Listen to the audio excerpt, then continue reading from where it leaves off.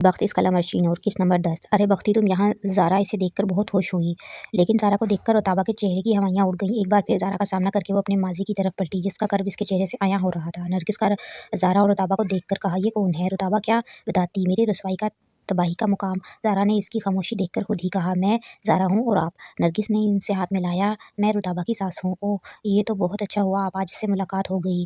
आई मेरे साथ, यहाँ मेरा घर है। रुताबा नहीं जाना चाहती थी इस घर में दोबारा, जिसकी दरो दीवार में इसकी लाचारगी की चीखें दफन थी, जहाँ इसकी मासूमियत और इज्जत हवस की भेंट चढ़ी थी। डरो मत बख्ती, मैंने वो घर चेंज कर लिया है। ज़ारा ज़बरदस्ती ले गई इनको। ग्राउंड फ्लोर पर इसका पार्लर था और फर्स्ट फ्लोर पर घर। ज़ारा ने इनको ड्राइंग रूम में बिठाया। ये आपका पोता है? वो ज़ियान को देखकर बोली, जी मेरा पोता है ये। फिर नरगिस से बातें करने लगी, माशाल्लाह बहुत प्यारी बच्ची है ये, मैं बहुत पुरसुकून थी इसके साथ, लेकिन मैं बहुत शर्मिंदा हूँ कि इसे अपनी चार दीवारी में भी तहफ़्फ़ुज़ ना दे सकी, जिसका अफसोस मुझे सारी ज़िंदगी रहेगा।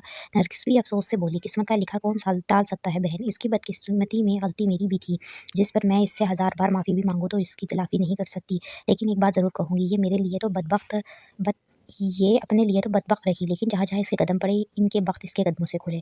मिसेज़ जमाल के पास थी तब वो बेऔलाद थीं। इसके जाते ही 50 साल की उम्र में उनकी गोद हरी हुई। मुअज़्ज़ा था इनकी इस उम्र में माँ बनना। जब मेरे यहाँ आई तो मेरी बेटी की कस्टडी के केस का फ़ैसला 5 साल तक मेरे हक़ में हुआ। 5 साल बाद मेरे हक़ में हुआ। नरगिस इसे प्यार से देखकर बोली, वाक़ई आपने ठीक कहा, बहुत बख्तावर है ये। हमारे हालात भी ऐसे बदले जैसे किसी ने जादू की छड़ी घुमाई और सब बदल गया और बहुत सी ख्वाहिशात पूरी हुईं। आपसे मिलकर मैं कितनी खुश हूँ, आपको बयान नहीं कर सकती कि आप जैसे लोग भी हैं इस दुनिया में, जो बख्ती जैसी बच्ची को अपने बच्चों का बख्त बना लेते हैं, वरना ये सब तो फ़िल्म गाड़ी ड्रामों में ही देखा था। आपके चेहरे में हकीकत पाई। आप यकीन करें, जब ये पिछली बार मुझसे मिली थी, मैं इस पर बहुत गुस्सा थी कि ये मेरे घर से भागी है किसी के साथ और मुझे वहाँ से घर भी बदलना पड़ा। क्योंकि कुछ नए चेहरे अपने घर के आसपास देखकर मैं खौफज़दा हो गई थी, लेकिन जब सच्चाई का सामना हुआ तो खुद का सामना करना भी मुश्किल था मेरे लिए, क्योंकि मैं भी एक औरत हूँ और एक बेटी की माँ भी। जिन्होंने इसका इस्तेसाल किया वो बाद में मेरी ताक में भी थे, लेकिन मैंने फौरी घर फौरी बदल लिया। बख्ती ये सब कुछ खामोशी से सुनती रही। इसके आंसू इसकी गोद में गिरे। मैं दूसरों के लिए बख्त आवर और किसी के बख्त मेरे कदमों में, और मैं खुद इतनी बदबख्त के खुद ज़माने के कदमों में। वो अपने दिल की आवाज़ें सुनती रही। नरगिस ज़ारा के मुँह से भी सच्चाई सुनकर मज़ीद मुतमिन हुई कि इसका यकीन झूठा नहीं साबित हुआ। बख्ती ने इसे अपने बारे में सच बताया था, झूठ या फ़रेब से काम नहीं लिया था। नरगिस की मोहब्बत रुताबा की सच्चाई पर मज़ीद इससे मज़बूत हो गई। ज़ारा आखिर में बोली, अगर ये मेरे साथ इस वक्त होती तो शायद इन लोगों को पहचान लेती, तो मैं इनको इनके अंजाम तक ज़रूर पहुँचाती। असद की 2 दिन बाद फ्लाइट थी। वो एंड तक ज़िद लगाए बैठा रहा कि वो रुताबा को साथ ले नहीं जाएगा, और नरगिस भी बेज़िद थी कि वो रुताबा के बगैर इसे जाने नहीं देगी। नरगिस किचन में मसरूफ़ थी। वो सीधा रुताबा के कमरे में गया। सुनो, वो इसे अपने कमरे में देखकर हैरान हुई। अम्मी को तुम खुद मना करो कि तुमने मेरे साथ नहीं जाना। अगर अम्मी ने तुम्हें मेरे साथ वहाँ भेजा तो याद रखना, बहुत बुरा सलूक करूँगा तुम्हारे साथ, क्योंकि वहाँ ना तो नाज़ो होगी, ना साजिद चचा का घर, और ना ही तुम्हारे सबसे बड़ी ढाल मेरी माँ। रुताबा सहम कर बोली, मैंने इनको बहुत मना किया, वो नहीं सुन रही मेरी बात। हाँ मुझे पता है तुम्हें ने इनको फ़ोर्स किया है, वरना आप हर इल्ज़ाम मुझ पर क्यों लगाते हैं? वो इसकी बात काट कर बोली, क्योंकि तुम ज़माने भर की झूठी हो, शराफ़त और मासूमियत का नकाब लगाए फिरती हो। वो इसी की टोन में बोली, अच्छी बात है, आपको मैं नकाब में ही नज़र आती हूँ। मेरे असली चेहरे की दीद आपके लिए नाकाबिले दीद भी हो सकती है। इसने एक थप्पड़ रसीद कर दिया इसके मुँह पर। जवाब तलबी आइंदा की मेरे साथ तो ज़ुबान खींच लूँगा हलक से। रुताबा इसके कठोरपन पर इसे देखती रही। एक बार फिर कह रहा हूँ, मेरे साथ जाने की गलती मत करना। मेरी बर्दाश्त जहाँ-जहाँ जवाब देगी, इसे ऐसे कई तमाचे तुम्हारे मुँह पर पड़ेंगे। गोपाल थका-हारा काम से वापस आया घर, तो आगे बाबू को अपने घर देखकर शिद्दत रह गया। नमस्ते चचा। गोपाल का गुस्सा इसके चेहरे पर छलकने लगा। तुम यहाँ क्या कर रही हो?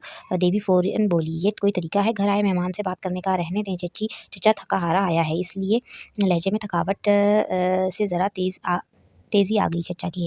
ज़रा संभल कर बात किया करो, इससे तुम्हारा होने वाला जमाई है ये। क्या? गोपाल को हैरत का झटका लगा। क्यों, इसमें इतनी हैरानी की क्या बात है? बिंदिया और ये पसंद करते हैं एक दूसरे को, इसलिए अपनी बिंदिया का हार मांगने आया है। मैं अपनी बेटी का ब्याह इसके साथ नहीं रचा सकता। देवी अकड़ कर बोली, क्यों, क्या खराबी है इसमें? बताओ ज़रा, मुझे नहीं पसंद ये अपनी बेटी के लिए। गोपाल मुँह फेर कर बोला।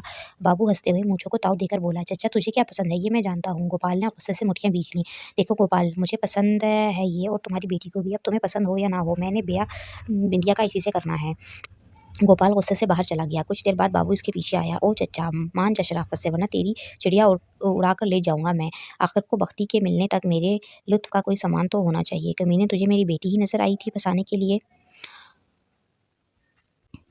ज़ाहिर सी बात है चच्चा, तूने भी तो मेरी बख्ती 2 साल से छुपा रखी है ना। आज बता दे इसका पता, मैं छोड़ दूँगा तेरी बेटी का पीछा। मुझे नहीं पता बख्ती कहाँ है चच्चा, अभी तक मैं तेरा लिहाज़ कर रहा हूँ। वो अपनी खेड़ियों से ज़मीन की मिट्टी उखेड़ कर बोला, नीचे देख, अगर बिंदिया को तूने मेरे साथ रुख़सत ना किया तो तेरी इज़्ज़त पूरी बरादरी के सामने खाक में मिला दूँगा। मेरा मुँह बंद है तो तू भी अपना मुँह बंद रख, वरना अपना और अपने घरवालों का कफ़न तैयार रख। गोपाल इसका कुछ नहीं बिगाड़ सकता था, क्योंकि बाबू बहुत असर रसूख वाला बंदा था।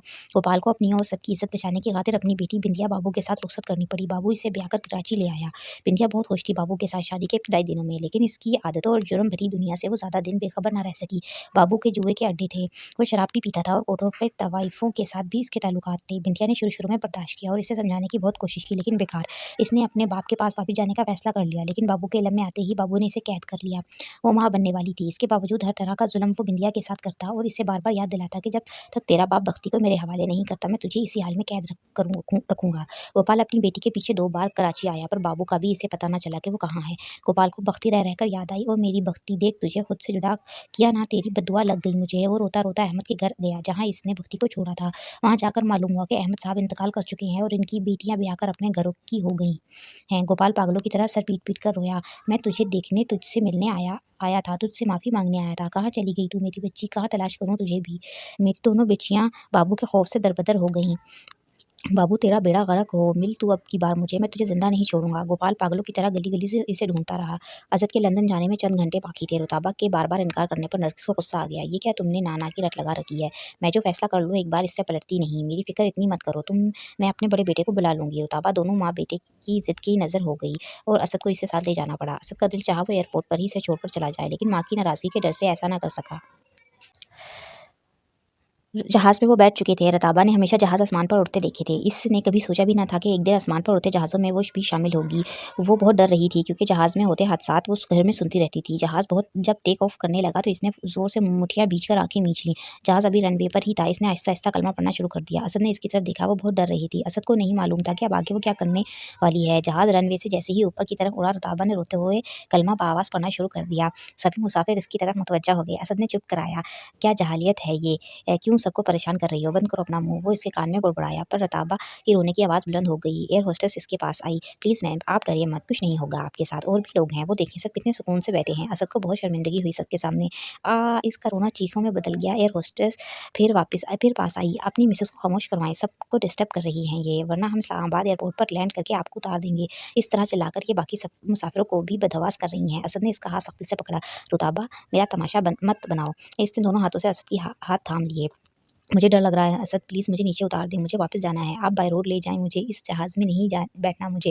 रुताबा के साथ बैठी लड़की हँस पड़ी। रुताबा की लंदन बाय रोड जाने वाली बात पर वो अच्छे खासे हैंडसम असद की तरफ देखकर बोली, सर इनका पहला सफ़र है प्लेन में। असद ने हाँ में सर हिलाया। हग कर लें, ओके, ये इतना ही डर रही हैं तो आप इनको हग कर लें, हो जाएंगी रिलैक्स हो जाएंगी आपकी मिसेस। थोड़ी देर में असद को ऐसा ही करना पड़ा। रुताबा को कंधे से इसने बाहों के घेरे में लिया तो इसने दोनों हाथों से असद के कोट को पकड़कर इसके कोट में बिल्लियों की तरह मुँह छुपा लिया। सभी लोग इन दोनों को देख रहे थे। इस 12 घंटे का सफ़र भी 12 घंटे का था, लेकिन 1-2 घंटे बाद रुताबा कुछ रिलैक्स हो गई थी। पर असद की नागवारी इसे नज़र आ रही थी कि लंदन पहुंचकर इसकी खैर नहीं। 3-4 घंटे के बाद वो असद से पूछने लगी, ये कब आएगा लंदन? असद बोला, 8 घंटे बाद। रुताबा की आंखें खुली खुली हैं। 8 घंटे बाद? वो इनसे कहो ना तेज़ चलाएँ, मुझे बहुत डर लग रहा है। इसके साथ बहती लड़की फिर हँसी।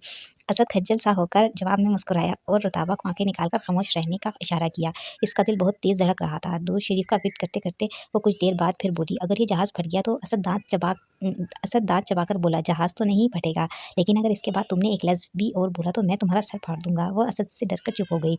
असद लेटने लगा और इसकी सीट भी लेटने के लिए पीछे की तो वो ज़ोर से असद का हाथ पकड़कर लेटी तो कुछ पल सो गई। साथ बैठी लड़की को मासूम सी रताबा अच्छी लगी। वो बार-बार इसको देखती और मुस्कुराती। लंदन पहुँच चुके थे वो। जहाज़ जब लैंड करने लगा तो रताबा ने तब भी अच्छा खासा शोर मचाया। असद का दिल चाहा वो इसे उठाकर जहाज़ से नीचे फेंक दे। इसके मुँह पर हाथ रखकर बच्चों की तरह इसे चुप करवाना पड़ा। इस लड़की ने रताबा को अपनी तरफ मुतवज्जह किया और बातों में लगा लिया। जहाज़ लैंड करके रुक चुका था अपनी मंज़िल पर। असद ने शुक्र का साँस लिया। मिस्टर, आपकी वाइफ़ बहुत क्यूट और इनोसेंट हैं। इसको प्यार से ट्रीट किया करें। बाय और अगली बार इसे पाकिस्तान बाय रोड लेकर जाइएगा। असद और वो दोनों हंस पड़े। सभी मुसाफिर नीचे उतरने लगे। रुताबा भी जल्दी से उतरी, इस खौफ से कि जहाज़ कहीं से दोबारा ना ले उड़े। तेजी से सीढ़ियाँ फलांगते हुए इसका पैर मुड़ा और वो गिरते-गिरते बची, लेकिन पाँव में मोच आ गई। असद इसे उठाकर प्लेटफार्म की तरफ आया और सामान उठाकर इसे व्हीलचेयर पर बाहर लाया। असद की इतनी खामोशी किसी खतरे के तूफान से कम न थी। रास्ते में भी वो बिल्कुल खामोश रहा। रुताबा दिल ही दिल में असद के तेवर देखकर अपनी खैर की दुआएं मांगने लगी। गाड़ी एक बहुत ही खूबसूरत से घर के पास आ रुकी। सामान अंदर ड्राइवर लेकर गया, फिर असद के हवाले चाबी करके खुद चला गया। वो लड़खड़ाती हुई गाड़ी से डरते डरते बाहर निकली। असद असद ने सुर्ख होती आंखों से एक झटके से इसे गोद में उठाया और सीधा घर में दाखिल होकर इसे सोफे पर इस जोर से पटका के वो कराकर रह गई। बात सुने, शट अप, वो इस पर धारा। खबरदार जो कुछ कहा तो मुंह तोड़ दूंगा मैं तुम्हारा। रुताबा पहले ही डरी हुई थी, इसके धारने पर मजीद डर गई। असद बेड पर जाकर औंधे औंधे मुंह जूते समेत ही लेट गया।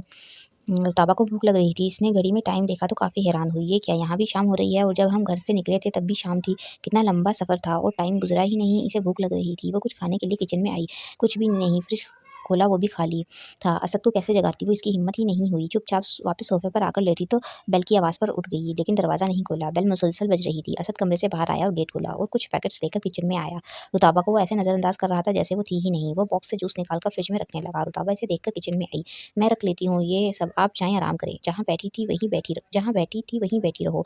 मेरे सर पर सवार होने की ज़रूरत नहीं। वो जैसे आई थी वैसे ही पलट गई। कुछ देर बाद वो डाइनिंग टेबल पर बैठा पिज़्ज़ा खाने लगा। रुताबा के पेट में चूहे दौड़ रहे थे। वो खामोशी से देखती रही।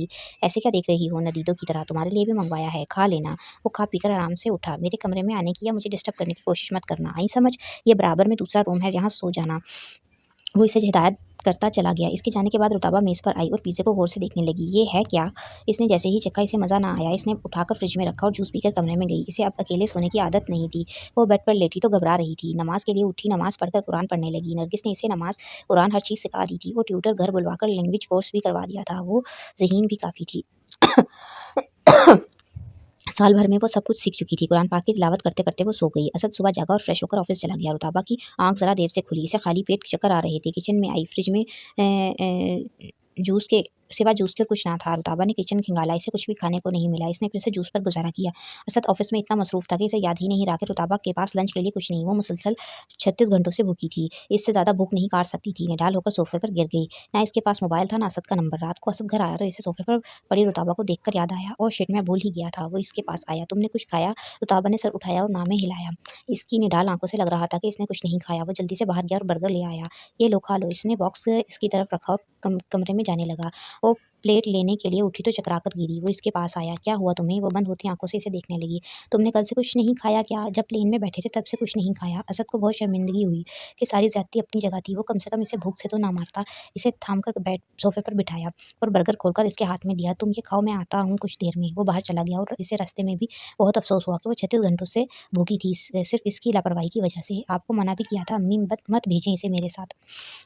अब कौन देखेगा इसे? अकेले रहने की आदत है मुझे। अब सब कुछ घर में भी पूरा करने की ज़िम्मेदारी अलग, घर जल्दी आने की अलग, इसका ख़्याल रखने की अलग, ऑफ़िस वर्क की अलग। वो काफ़ी गुस्से में था।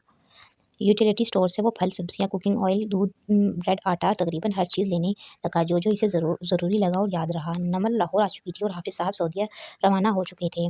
मिसेज़ आरिफ़ और इनकी सास ने इसे अपनी बेटियों की तरह वेलकम किया। यहाँ आने से पहले नमल बहुत कन्फ्यूज़ थी, लेकिन आरिफ़ की फैमिली से मिलकर काफ़ी रिलैक्स हुई। वो कभी अपने बाबा से दूर नहीं हुई थी। इसे बाबा की याद बार-बार रुलाती, लेकिन सब्र करना था इसे, और सब्र आते-आते आ ही गया। काफ़ी दिन गुज़र गए थे। वो घर से बाहर बिल्कुल नहीं गई थी। अलबत्ता आरिफ़ के यहाँ आने वाले पड़ोसियों और रिश्तेदारों से वो मिलती। किचन में वो चाय बनाने में मसरूफ़ थी। जब आरिफ़ की बेटी मोमल एक छोटा-सा बच्चा उठाकर लाई, "बाजी ये देखिए कितना प्यारा बच्चा है।"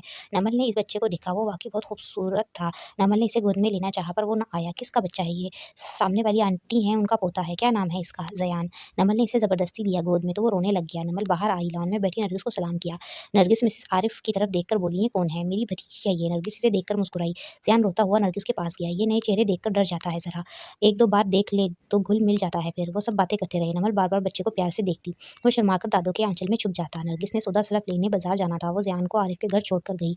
नमल ने इसे कुछ ही देर में अपने साथ बहला लिया। नरगिस वापस आई। ज़यान सो रहा था। वो वापस घर आ गई और जाज़िब को फ़ोन करके अपने पास आने को कहा। जाज़िब ने दिन ना बताया और आने की हामी भर ली। ज़यान नमल के साथ बहुत अटैच हो गया था। वो ज़यान के लिए अक्सर नरगिस के घर चली जाती। आज इत्तेफ़ाक से नरगिस की तबीयत अचानक ख़राब हो गई। नमल इसी के घर में थी। "तुम ज़यान का ख़्याल रखना, मैं अभी आती हूँ क्लिनिक से होकर।" "आंटी आप अकेले कैसे जाएँगी? मैं साथ चलती हूँ आपके।"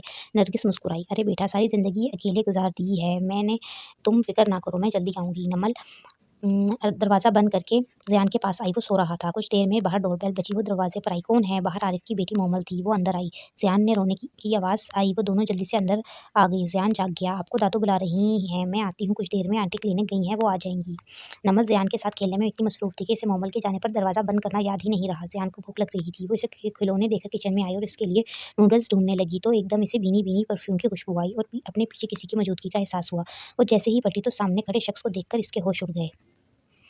तुम यहाँ तक आ गए मेरा पीछा करते-करते एक बार मुझे पूरे जग में रसवा करके सुकून नहीं मिला जो दूसरी बार मेरी ज़िंदगी बर्बाद करने चले आए हो। सामने खड़े हैरत के समंदर में गोता ज़न जासिब के लब खुले। मैं तुम्हारे पीछे नहीं आया, ना तुम्हें बर्बाद करने आया हूँ। मैं तो अपने नमल ने इसकी बात ना सुनी और हाथ जोड़कर बोली, खुदा रसूल का वास्ता है तुम्हें चले जाओ यहाँ से, जीने दो मुझे। पहले ही तुम्हारी वजह से मुझे अपना घर, अपना मोहल्ला, अपना शहर तक छोड़ना पड़ा। अब तुम क्या चाहते हो दुनिया छोड़ दूँ मैं? मैंने कब ऐसा कब इसने फिर जासिब की बात ना सुनी। चले जाओ यहाँ से। अब मैं मज़ीद बदनामी के लेबल अपने माथे पर नहीं चिपका सकती। सियान के रोने की आवाज़ पर वो फिर बोली, मेरा बच्चा रो रहा है, ये देखो मेरे जुड़े हाथ, चले जाओ मेरे घर से। वो रो देने को थी, जासिब इसके मुँह से बच्चे का नाम सुनकर उल्टे कदमों पलटा। नमल भागते हुए जल्दी से दरवाज़ा बंद बंद किया, फिर रोते हुए जान को गोद में लेकर खुद भी रो पड़ी। ऐ मेरे रब, ये कैसा इम्तिहान है, ये यहाँ कैसे पहुँचा? मेरा जीना मुहाल कर दिया है इस एक शख्स ने। अगर अगर अभी नरगिस आंटी आ जाती तो क्या होता? इसने बदनामी के खौफ से झुरझुरी ली। गाड़ी वापसी के रास्ते पर ड्राइव करते हुए ये सोच-सोच कर जासिब का दिमाग फट रहा था कि वो इसके घर में क्या कर रही थी? क्या वो असद की बीवी थी? अगर असद की शादी हुई है तो अम्मी ने मुझसे ज़िक्र क्यों नहीं किया या मुझे बताना भी मुनासिब न समझा? अगर ये वाक़ई में असद की बीवी है तो मैं तो सारी ज़िंदगी असद को मुँह दिखाने के काबिल नहीं रहूँगा, वो मुझसे मज़ीद नफ़रत करेगा। अल्लाह ना करे ऐसा हो। वो बहुत बेचैन और बेकरार था कि ये क्या हो गया? क्या इसी का नाम किस्मत है जो मुँह के बल भी इंसान को गिरा सकती है? चारों तरफ से एक बार फिर मायूसी की इंतहाइयों में वो जा गिरा। असद का रवैया दिन-ब-दिन रुताबा से सख्त होता चला गया। इसकी नज़र में रत्ती भर भी रुताबा की कोई वक़्त कोई हैसियत ना थी। रुताबा सारा दिन घर में बंद रहती और दर-ओ-दीवार से बातें करती रहती। ये खिड़की से बाहर का मंज़र देखती, जहाँ इसके घर से कुछ फ़ासले पर छोटी-सी झील थी, जिसके किनारे अक्सर लोग आते-जाते रहते। वो वहाँ की औरतों को अधरंगे लिबास और पैंट शर्ट में देखकर बहुत हैरान होती। इसका घर छोटे से कॉटेज की तरह था, जिसके चारों तरफ हरियाली थी और बाकी के घर कुछ-कुछ फासले पर थे। आस-पास का सब्ज़ा और झील का मंज़र बेइंतहा खूबसूरत था, लेकिन वो ये सब बस दूर से ही देख सकती थी। कभी-कभी इसका दिल मचल जाता कि वो भी इस पुरसुकून सी झील के किनारे जाकर बैठे, लेकिन वो सिर्फ़ ऐसा सोच ही सकती थी। यहाँ ना कोई पड़ोस था, ना कोई बात करने या सुनने वाला। असद सुबह बगैर नाश्ते के ऑफ़िस जाता और रात का खाना खाकर घर आता। जाते हुए वो घर लॉक करके जाता और वापस आकर अपने हाथों से खोलता। रुताबा के हाथ की बनी कोई चीज़ वो अपने हलक से उतारना गवारा नहीं करता था और ना ही इसके साथ कोई बात करता था। रुताबा इसके लिए घर में पड़ी कोई फ़िज़ूल सी बेजान शै थी। असद आज घर शाम को जल्दी आया तो इसके साथ इसका दोस्त असूद था। अस्सलाम वालेकुम भाभी, कैसी हैं आप? वालेकुम अस्सलाम। अल्लाह का एहसान है, आप कैसे हैं? आप हैरान हो रही हैं मुझे यहाँ देखकर? जी नहीं, हैरान नहीं हूँ, असूद मुस्कुराया। वैसे मैं आपको देखकर यहाँ बहुत हैरान हूँ। क्यों मेरी मौजूदगी आपके लिए हैरान-कुन क्यों है? वो असद के कंधे पर हाथ रखकर बोला, क्योंकि मेरा दोस्त परेशान बहुत है। असद ने इसे आँखें दिखाईं, बकवास ना कर, मज़ाक कर रहा हूँ भाभी, माफ़ कीजिएगा। जवाब में रुताबा खामोश रही और अपने कमरे में जाने लगी। भाभी चाय तो बना दें अच्छी-सी। जी, वो किचन में आई। असद इस पर सवार हुआ। ये क्या तुम इसको भाभी-भाभी कह रहा है? तू अच्छी तरह से जानता है सारी हकीकत। मैं इसे बीवी समझूँ ना समझूँ, तूने इससे फ़ौरन रिश्ता जोड़ लिया। यार भाभी ही कह सकता हूँ, अब इसे नाम से पुकारना मुनासिब नहीं लगता। तुझे ज़रूरत क्या है इसे पुकारने की? बस कर यार बस। ये मेरी इससे पहली मुलाकात नहीं, 3 बार पाकिस्तान में तेरे घर गया था, अच्छी तरह जानती है वो मुझे। मरवत भी कोई चीज़ होती है यार। रुताबा सब कुछ सुन रही थी, वो आपस में इसी तरह सवाल-जवाब करते रहे एक-दूसरे से। इनकी बातों से रुताबा को अंदाज़ा हो गया कि असूद इसके बारे में सारी हकीकत जानता है। चाय के साथ इसे असूद के सामने आते हुए पहली बार शर्मिंदगी हुई कि वो मुझे देखकर क्या सोचता होगा। चाय इनको देखकर वो कमरे में चली गई। असद कुछ देर बाद अंदर आया, वो हस्बे मामूल कुरान पाक की तिलावत कर रही थी। असूद यहीं खाना खाएगा, जो कुछ मँगवाना है बता दो, मैं लिस्ट बना लेता हूँ। आप जाएँ, मैं कुछ देर में बना देती हूँ। थोड़ी देर बाद एक पेपर इसने असद के सामने रखा, जिसमें हर ज़रूरत की चीज़ इंग्लिश में लिखी देखकर वो काफ़ी हैरान हुआ कि रुताबा पढ़ी-लिखी भी है। दोनों दोस्त मार्केट से सामान लाए। रुताबा ने 2 घंटे में बिरयानी, कबाब, मटन कढ़ाई, खीर, सलाद वगैरह सब तैयार करके डाइनिंग टेबल पर लगाकर असद को आवाज़ दी। असूद और असद दोनों इसकी फुर्ती पर हैरान हुए। भाभी आपने तो कमाल कर दिया, वाओ! इतनी जल्दी इतना कुछ अकेले बना लिया। असद ने आज पहली बार इसके हाथ का खाना खाया, बहुत लज़ीज़ खाना था। असूद के मुँह से तो तारीफ़ के जुमले ख़त्म होने का नाम नहीं ले रहे थे। असद ने भी आज काफ़ी दिनों बाद पेट भरकर खाना खाया था। बाबू के 2 जुए के अड्डों पर छापा पड़ा। पुलिस ना सिर्फ इसके बंदे उठाकर ले गई बल्कि इसके 2 अड्डे मुस्तकिल बंद कर दिए। लाखों का इसे नुकसान हुआ। इसने सारी कसर बिंदिया पर निकाली। जब से तू आई है ना मनहूस, मेरी ज़िंदगी में तबाहियों ने मुझे तोड़ लिया है। हर रोज़ कोई ना कोई नई पंचायत खड़ी हो जाती है मेरे सामने। वो इसकी मार खा खा कर रोते हुए बोली, हाँ तो छोड़ दो ना मुझे, क्यों बंदी बनाकर रखा हुआ है? वो अपने जूते से इसका हाथ उछलकर बोला, "इस वक़्त तक नहीं छोड़ूँगा जब तक तेरा बाप बख्ती मेरे हवाले नहीं करता।" वो इसके जूते से अपना हाथ खींचकर बोली, "नहीं, 1000 बार बता चुकी हूँ, हमें नहीं पता बख्ती कहाँ है, भाग गई है वो अपने किसी यार के साथ।" "ना, ना, ना, बख्ती भागी नहीं, तेरे बाप ने छुपाई हुई है ये अपने लिए। क्या मतलब है तुम्हारा?" वो बाबू की बात पर हैरानी से बोली, "बख्ती का कोई यार नहीं, हाँ, अलबत्ता तेरा बाप इसका दीवाना ज़रूर है।" बिंदिया अपना रोना भूल गई। "क्या कहना चाहते हो? साफ-साफ कहो, दिल तो नहीं चाह रहा कि तुझे बताऊँ और तेरे बाप से तेरा दिल मैला हो, लेकिन तू इसरार करती है तो फिर सुन, बख्ती का आशिक है तेरा बाप, नाजायज़ ताल्लुक है तेरे बाप का इसके साथ। मैं चश्मदीद गवाह हूँ तेरे बाप की आशिकी का।" बिंदिया को ऐसा लगा इसे किसी ने आग में डाल दिया हो। "बकवास कर रहे हो तुम, झूठ बोल रहे हो। मेरे मेरे पिता ऐसे नहीं।" बाबू कान के को हाथ लगाकर बोला। "झूठ बोलूँ तो भगवान मुझे कभी माफ़ ना करे। तेरा बाप इसलिए मुझसे इतनी नफ़रत करता है कि मैंने भक्ति के साथ इसे रंगा हाथों पकड़ा था। भक्ति मुझे पसंद है। तेरे बाप को मैंने समझाया तो इसने भक्ति को ही गायब कर दिया। अब भक्ति को वापस हासिल करने के लिए मुझे तेरे साथ प्यार का ब्याह का गेम खेलना पड़ा। अब ये खेल तब खत्म होगा जब तेरा बाप भक्ति मुझे देगा।" बाप की ये हकीकत जानकर बिंदिया को खुद से भी घिन आने लगी। "तेरे बाप को वो इतनी अज़ीज़ है, सब कुछ जानकर भी इसने तुझे मेरे हवाले कर दिया, लेकिन भक्ति नहीं की।" बिंदिया का दिल चाहा ज़मीन फटे और वो इसमें समा जाए। बाबू तू चला गया, लेकिन बिंदिया झोलियाँ भर-भर कर भक्ति को बददुआएँ देने लगी। "कमज़ात, कम नस्ल, किसी ज़लील इंसान की ज़लालत का ही बीज है तू। हमारी आँखों में धूल झोंकती रही और मेरे बाप को भी हत्या लिया। जिस थाली में खाया इसी में छेद किया और मेरी ज़िंदगी भी तबाह कर दी। एक बार, बस एक बार मैं निकल जाऊँ यहाँ से, फिर देख तू मैं तुझे पाताल से भी निकाल कर ले आऊँगी और संसार कर दूँगी तुझे। तेरी वज़ह से मैं इस कैद में हूँ। एक-एक ज़ुल्म का, एक-एक आँसू का हिसाब लूँगी मैं तुझसे और पिताजी आपको भी नहीं बख्शूँगी मैं। इस कमीनी बदबख्त के लिए आपने मुझे, अपनी औलाद को इस नर्क में धकेल दिया, किसी को नहीं छोड़ूँगी मैं। ना बाबू तुझे, ना बदबख्त तुझे, ना अपने बाप को।" जाज़िब बहुत परेशान था कि वो कैसे जाए नरगिस के पास। वो फिर से सामने आ गई और मुझे देखकर इसने अपने साथ कुछ कर लिया तो इसने नरगिस को कान मिलाई। हाल-अहवाल के बाद वो बोला, "अम्मी घर में इस वक़्त कोई है?" "नहीं बेटा, क्यों? ओके, मुझे आना था इसलिए पूछा।" नरगिस इसके आने का सुनकर खुश हो गई। इसने फ़ौरन गाड़ी निकाली और नरगिस के पास पहुँचा। नमल आरिफ़ के घर में टेरेस पर खड़ी थी। जासिफ को गाड़ी से उतरता देखकर वो बुरी तरह चौंकी। वो गाड़ी से निकलकर अंदर गया। नरगिस ने इसे गले से लगाया। वो अंदर नहीं गया। किसी के फ़ोन आने पर वहीं से पलट गया। नमल नरगिस के साथ जासिफ को देखकर सोच में पड़ गई कि इसका क्या रिश्ता था नरगिस आंटी के साथ। जासिफ के यहाँ आने पर वो खुद भी बहुत परेशान थी। काफ़ी दिन हो गए इसने नरगिस के घर चक्कर ना लगाया, इस खौफ से कि कहीं जासिफ से इसका टकराव ना हो जाए। वो जिस बात से कतरात रही थी वही हुआ। नरगिस ने इसे घर बुलाया। नमिल के कई बहाने बनाने पर भी नरगिस ना मानी, इसे जाना पड़ा। वो लाउंज में ज़ियान के कपड़े बदल रही थी जब इसे बाहर लॉन में मर्दाना आवाज़ आई। इसने जैसे ही बाहर झाँका तो बाहर जासिफ था। इसका दिल ज़ोर-ज़ोर से धड़का। "तुमने वादा किया था मुझसे मेरे पास आने का।" दोनों की आवाज़ इसे साफ सुनाई दे रही थी। "नाराज़ तो ना हो यार, आऊँगा ज़रूर। तुम झूठे हो बहुत। अब तो असद भी नहीं यहाँ, लेकिन तुम्हें मेरी फ़िक्र कहाँ? कैसी बातें करती हैं यार, फ़िक्र है अपनी जान से भी ज़्यादा।" नमल ने बाहर हल्के से झाँका। जाज़िब ने नरगिस को गले से लगाया हुआ था। "एक और झूठ। अब मैं ना तुमसे इस तरह मिलने हैं, ना कोई बात करनी है। बस बहुत हो गया। अब तुम्हें आना होगा। अब मैं और नहीं रह सकती। अब असद का बहाना भी नहीं तुम्हारे पास। सुना है मैंने असद की शादी हो गई है?" नरगिस ने हाँ में सर हिलाया। "और मुझे बुलाना तो दूर की बात, आपने बताया भी नहीं। कैसे बताती? बहुत मुश्किल हालात में इसकी शादी हुई थी और अगर तुम्हें बुला लेती तो एक नया तमाशा खड़ा कर देता वो तुम्हें यहाँ देखकर।" इससे पहले कि जासिफ कुछ और पूछता, अंदर से झाँकती नमल पर इसकी नज़र पड़ गई तो वो फ़ौरन बोला, "मुझे अब इजाज़त दें, फिर आऊँगा।" नरगिस ने इसका हाथ पकड़ा। "अब आए आए तो जाने नहीं दूँगी।" असद की शादी का सुनकर जासिफ को लगा इसका दिल बंद हो जाएगा। वो सिर्फ सर हिलाकर पलट गया और दिल ही दिल में खुद से वादा किया कि वापस नहीं लौटेगा अब कभी भी। नमल ये मंज़र देखकर और भी परेशान थी कि ये कौन था? क्या रिश्ता था नरगिस का इसके साथ? और नरगिस आंटी का बेटा क्यों जासिफ को यहाँ देखकर तमाशा बनाता? और जासिफ क्यों असद की गैर मौजूदगी में यहाँ आता है?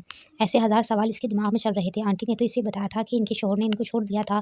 फिर ये जासिफ कौन था जिससे नरगिस इस तरह बेटे से छुप-छुप कर मिलती है? बहुत अजीब-अजीब ख़्यालात इसके दिलो-दिमाग में जासिफ और नरगिस को देखकर पनपने लगे। लेकिन वो कुछ भी जासिफ के मुताल्लिक पूछने से कासिर थी क्योंकि जासिफ के साथ इसका अपना बहुत भयानक माज़ी अटैच था। असद को लंदन में किसी काम से दूसरे शहर जाना पड़ा। वहाँ इसे 2 दिन रुकना था। वो रुताबा को साथ ले गया। वापसी पर वो ट्रेन पर चढ़ा। रुताबा के साथ तो अपना सूटकेस बाहर भूल गया। जल्दी से वो उतरा लेकिन इसके वापस आने तक ट्रेन चल पड़ी। वो बाहर ही रह गया। रुताबा के लिए वो लोग, वो शहर, वो मुल्क बिल्कुल नया था। इसे तो अपना एड्रेस भी नहीं मालूम था। वो रो पड़ी। आस-पास लोगों ने पूछा तो वो अपना एड्रेस तक ना बता सकी। किसी ने इसे अगले स्टेशन पर उतरने का मशवरा दिया कि वो वहाँ उतरकर इंतज़ार कर ले या पुलिस से राब्ता करे। दूसरे स्टेशन पर जैसे ही ट्रेन रुकी वो उतर गई। वहाँ पिछले स्टेशन की तरफ ज़्यादा रश ना था। रुताबा बुखलाई-बुखलाई इधर-उधर असद को ढूँढने लगी। किससे पूछती और कैसे पूछती? एक तरफ खड़ी होकर वो रोने लग गई। या खुदा! अब क्या करूँ? मेरी मदद कर मेरे रब। काफ़ी देर हो चुकी थी। इसे आते-जाते लोग देख रहे थे।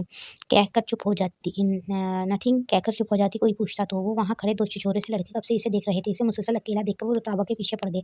रुताबा इनको अपनी तरफ आता देखकर जल्दी से सीढ़ियाँ चढ़ने लगी। आहिस्ता-आहिस्ता इसके पीछे आने लगी। वो बहुत बुरी तरह से डर गई। रात का वक़्त था, लोग भी वहाँ गिने-चुने थे। इसकी टाँगें कँपकँपाने लगी। "असद कहाँ हैं आप? आ जाएँ जल्दी प्लीज़। या अल्लाह मेरी मदद फरमा।" वो आयतुल करीमा पढ़ने लगी। वो लड़के मुसलसल इसके पीछे थे और वो 2 से 3 हो गए।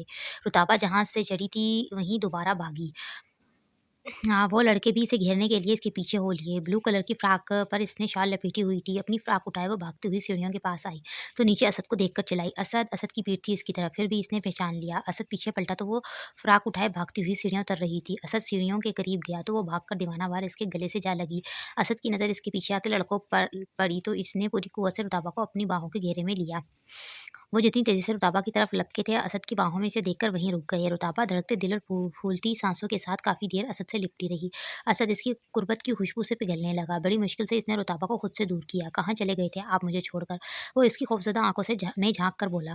"काश छोड़ सकता मैं तुम्हें। प्लीज़ असद, जो भी सज़ा देनी है दे दें, ज़िंदा ज़मीन में गाड़ दें, लेकिन मुझे इस तरह राह-रास्त छोड़ने की सज़ा ना दें प्लीज़।"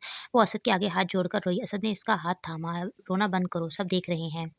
वो इसे अपने साथ लगाकर अगली ट्रेन के इंतज़ार में बैठा। रुताबा इसका पूरा बाजू ज़ोर से पकड़ कर इसके साथ बैठी। असद को हँसी आ गई इसकी इस बचकाना हरकत पर। "तुम्हारे साथ हूँ, भाग नहीं सकता मैं अपनी बदकिस्मती से।" बाबू के आखिरी जुए का धंधा भी चौपट हो गया। आहिस्ता-आहिस्ता वो कर्ज़दार होता गया। बंदिया ने एक बेटी को जन्म दिया। बाबू बेटी की के जन्म पे हत्थे से उखड़ गया। "ये क्या पैदा किया है तूने मेरे लिए? मुझे बेटा चाहिए था, बेटी नहीं। ये भी तेरी तरह मनहूस से है। पैदा होते ही बाप को कर्ज़ की दलदल में धँसा दिया।"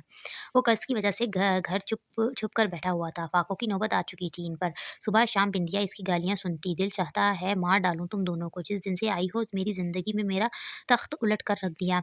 अभी वो इसी को कोस रहा था कि बाहर दरवाज़ा ज़ोर-ज़ोर से किसी ने पीटा। "श्श! कुछ मत बोलना, चुप!" इसने बिंदिया को चुप रहने को कहा। "बाबू, हम जानते हैं तू अंदर ही है, बाहर निकल वरना हम दरवाज़ा तोड़कर अंदर आ जाएँगे।" रामू की आवाज़ पर बाबू ने घबराकर जल्दी से गेट खोला। वो इसे धक्का देकर अंदर आए। "क्या चूहे की तरह बिल में छुपा बैठा है? मेरे 10 लाख रुपए लेकर उड़नछू हो गया। चल मेरी रकम वापस कर अभी के अभी, वरना" वो बाबू की कनपट्टी पर गन रखकर बोला। तो कमरे से बच्ची के रोने की आवाज़ आई। "ये बच्ची की आवाज़ कहाँ से आ रही है? कौन है अंदर?" रामू अपने 2 बंदों के साथ अंदर गया। बिंदिया अपनी बच्ची को दूध पिला रही थी। रामू को अंदर आता देखकर अपने आप को ढाँपा। "वाह बाबू वाह! क्या माल छुपा कर रखा हुआ है तूने यार।" वो सर झुकाकर बोला। "रामू सरकार पत्नी है मेरी।" रामू गन से अपनी दाढ़ी खुजाकर बोला। "ओह अच्छा तेरी पत्नी है ये, वैसे है बड़ी खूबसूरत।" वो कमसिन ब्राउन आँखों वाली बेहद गोरी बिंदिया पर नज़र टिकाए बोला। "तेरा कर्ज़ माफ़ कर सकता हूँ मैं, एक शर्त पर।" बाबू की खुशी से बाँछें खिलीं। "जी सरकार, शर्त नहीं, आप हुक्म करें। बिंदिया की जान भी हाज़िर है। बंदे की जान भी हाज़िर है। तेरी जान लेकर मैंने क्या करना है? तेरी लुगाई चाहिए, 1 रात का 1 लाख।" रामू की बात सुनकर बिंदिया चकरा कर रह गई। और बाबू तो इसके हुक्म का गुलाम था। "सरकार, मैं भी आपका, ये भी आपकी।" रामू अपने बंदों से बोला, "उठाकर ले आओ इसे और सुन, अपनी बच्ची को अपने पास रख। सुबह का सूरज ढलने से पहले तेरी पत्नी तेरे पास होगी।" बिंदिया ने बच्ची सीने से लगा ली, जो बाबू ने खींचकर इससे अलग की। रामू के बंदे इसे चीखता-चिल्लाता उठाकर ले गए। बच्ची का मुसलसल रोना बाबू से बर्दाश्त ना हो रहा था। इसने पहले तो खूब डटकर खूब शराब पी, फिर शराब के नशे से धुत रोती हुई बच्ची को फीडर में शराब डालकर ज़बरदस्ती पिला दी। कुछ देर बाद बच्ची के रोने की आवाज़ बिल्कुल बंद हो गई। "शुक्र है भगवान तूने इस मुसीबत को सुला दिया, वरना तो ये मेरा भेजा खा जाती।" वो खुद भी होश से बेगाना हो गया। बिंदिया को रामू के आदमी सुबह होते ही बाबू के पास छोड़ गए। वो ज़िंदा लाश की तरह मरते हुए कदमों के साथ अंदर आई। तो चारपाई पर अपनी बच्ची को देखा, जो बिल्कुल नीली पड़ चुकी थी और मुँह से झाग निकल रही थी इसने मुर्दा बच्ची गोद में लेकर झंझोड़ी। बाबू भी उठ गया इसकी आवाज़ पर। "मार डाला मेरी बच्ची को तूने।" वो बाबू पर ज़ख्मी शेरनी की तरह झपटी और इसे मारने लगी। बाबू का मुँह इसके लंबे-लंबे नाखूनों से ज़ख्मी हो गया। इसने बड़ी मुश्किल से बिंदिया को काबू में करके चारपाई के साथ बाँध दिया। वो चारपाई से सर टकरा कर रोई। एक अपनी इज़्ज़त नीलाम होने पर, दूसरा अपनी कोख उजड़ने पर। रामू के आदमी रोज़ आते और इसे ले जाते। रामू ने अपने बिस्तर की ज़ीनत इसे सिर्फ़ 3 ही रात बनाया। अगली 7 रातों में वो बिंदिया की आबरू का सौदा किसी और के साथ करता। एक पल को चाहा बिंदिया का कि वो खुदकुशी कर ले, लेकिन फिर बख्ती और बाबू से इंतकाम लेने की आग इसके अंदर इतनी भड़क उठी कि इस आग में रोज़ अपना आप जलाते-जलाते वो जमुना बाई के कोठे तक जा पहुँची और इसके साथ जिस्म फ़रोशी के धंधे में शामिल हो गई। अब पैसे इसके कदमों की धूल बन चुका था। जमुना बाई के कोठे पर बख्ती और बिंदिया जैसी कई लड़कियां थीं, जो अपने पेट को भरने के लिए दूसरों की हवस की भूख को अपना जिस्म पेश करके भरती थीं।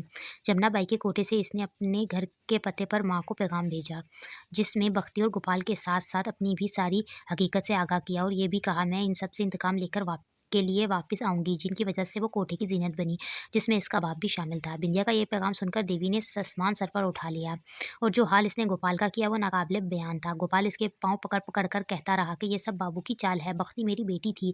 लेकिन देवी ने एक ना सुनी और गोपाल से एक ही घर में रहकर खुद को अलहदा कर लिया। देवी के साथ-साथ पायल भी बाप से शदीद नफ़रत करने लगी। गोपाल का रोना किसी ने ना सुना। देवी कराची वाले घर में वापस आ गई। गोपाल ने बहुत कोशिश की, फिर से बिंदिया और बाबू को ढूँढने की, पर दोनों ऐसे लगता था रूपोश हो चुके हैं। गोपाल हर वक़्त रोता रहता, लग गई बद्दुआएँ हमें इस बख्ती की। देवी के हर ज़ुल्म का हिसाब इसकी बेटी बिंदिया को चुकाना पड़ा।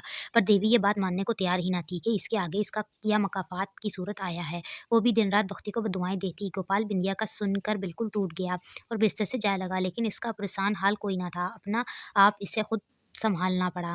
जाज़िब वापस बलूचिस्तान आ चुका था। शाजी इसे इतना डिस्टर्ब देखकर खुद भी परेशान हो गया। नरगिस बार-बार इसे फ़ोन करके बुलाती, वो बहानों से टालता रहता।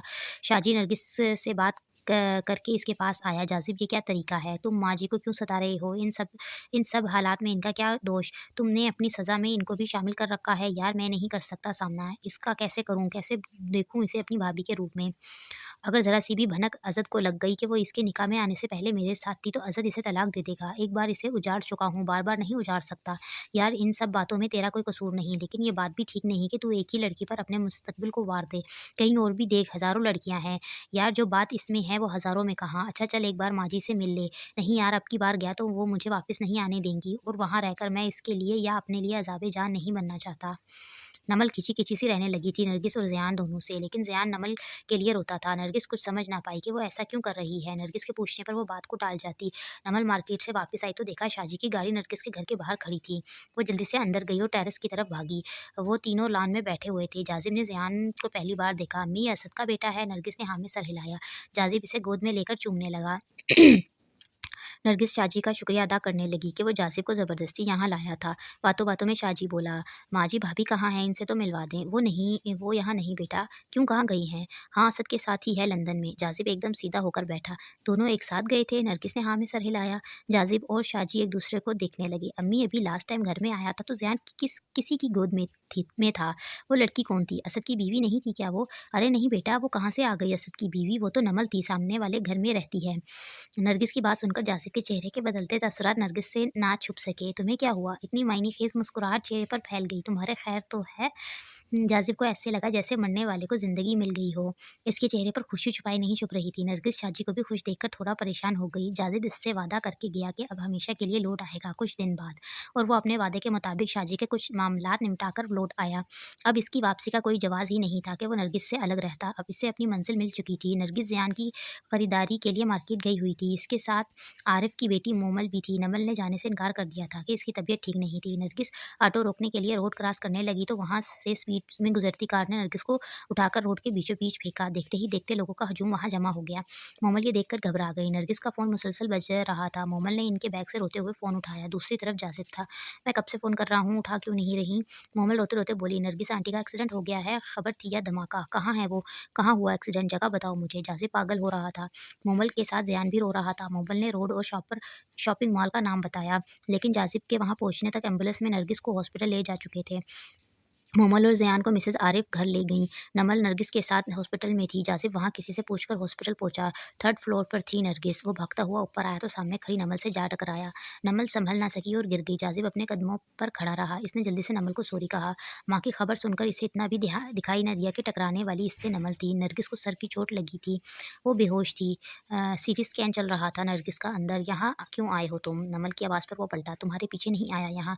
नरगिस आंटी के लिए आए हो तो चले जाओ यहाँ से, तुम्हारी ज़रूरत नहीं यहाँ।" वो पहले ही बहुत परेशान था।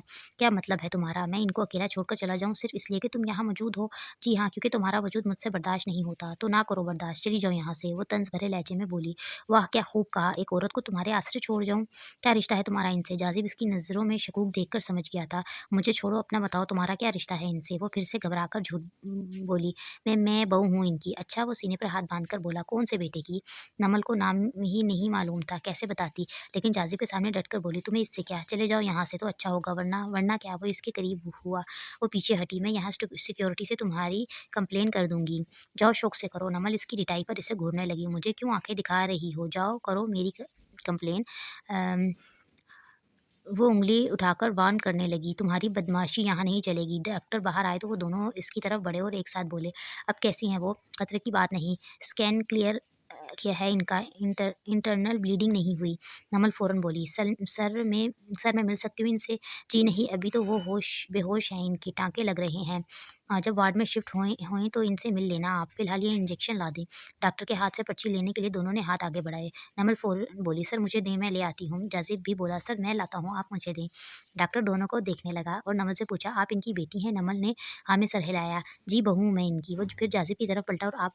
वो नमल के सफ़ेद झूठ पर इसे घूरकर बोला, माँ है वो मेरी। जाज़िब के मुँह से नरगिस के लिए माँ का लफ्ज़ सुनकर नमल के पैरों तले से ज़मीन निकल गई। डॉक्टर पर्ची जाज़िब के हाथ में थमाकर चला गया।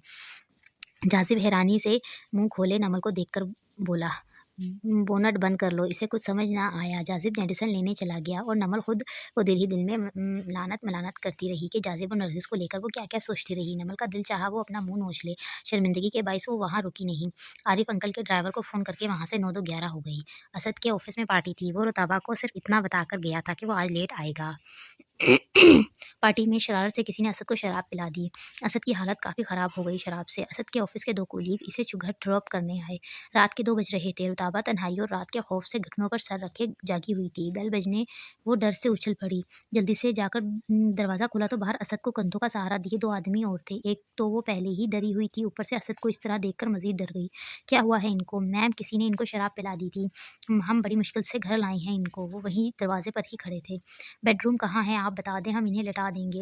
नहीं, नहीं, नहीं, आप यहीं सोफ़े पर लिटा दें इनको और जाएँ। वो सोफ़े पर असद को डालकर रुके नहीं, चले गए। रुताबा ने जल्दी से गेट लॉक किया और असद के पास आई। असद बिल्कुल होश में नहीं था। अजीब तरह से वो मुसलसल बुड़ा रहा था। रुताबा इसके शूज़ उतारने लगी तो इसने रुताबा को दोनों हाथों से पकड़ा। क्या कर रही हो? इधर मेरे पास आओ। इसने रुताबा को खींचा अपनी तरफ। असद होश में नहीं था। प्लीज़ हाथ छोड़ें मेरा। वो घबराई। पर इसके छुड़ाने पर असद की गिरफ्त इस पर मजबूत होती गई। असद, इस तरह मत छुएं मुझे, आप अपने होश में नहीं, छोड़ें मुझे। पर असद इसे छोड़ने को तैयार ना था। बहुत मुश्किल से रुताबा ने खुद को छुड़ाया असद से और भागकर बेडरूम में खुद को लॉक कर लिया। वो दूसरी बार अपनी इज्जत पामाल होते नहीं देख सकती थी। असद इसका शौहर था, लेकिन असद के नशे की नज़र वो खुद को नहीं कर सकती थी। इसकी दास्तां में बीवी से ज़बरदस्ती करना भी रेप ही था। असद कुछ देर बाद उल्टियाँ करने लगा। रुताबा ने डरते-डरते दरवाज़ा खोला। फिर आहिस्ता से इसकी जेब से फ़ोन निकालकर असूद का नंबर डायल करके इसे बुलवाया। असूद आधे घंटे में पहुँच गया। असद की हालत काफ़ी ख़राब थी। असूद सर्जिकल सर्जन था। वो इंजेक्शन अपने साथ लाया और असद को लगाया।